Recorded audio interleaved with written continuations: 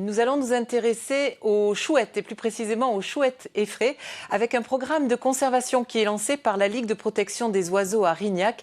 Elle cherche des bénévoles pour installer des nids dans des endroits, notamment dans des fermes. Ce sont les agriculteurs qui sont sollicités.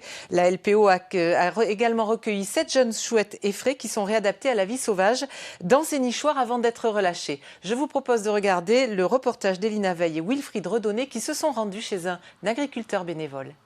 Les nichoirs à chouettes effraies sont des nichoirs qui sont d'assez grande taille, avec une entrée qui fait environ 12 cm par 18, qui permet d'accéder au nichoir. Et à l'intérieur, il y a une cloison pour faire un couloir d'accès jusqu'à la chambre de ponte. Magali a lancé cet été avec le Centre régional de sauvegarde de la faune sauvage Cossenard et l'école vétérinaire de Toulouse un appel à hôtes pour héberger des effraies.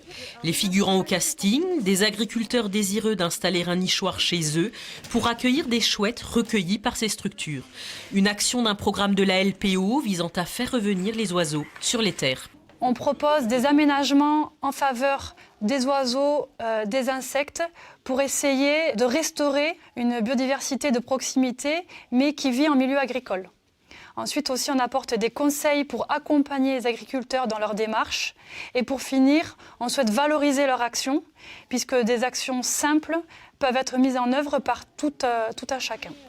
11 nichoirs sont en cours d'installation autour de Rignac, 10 destinés à accueillir des couples de chouettes pour nidifier.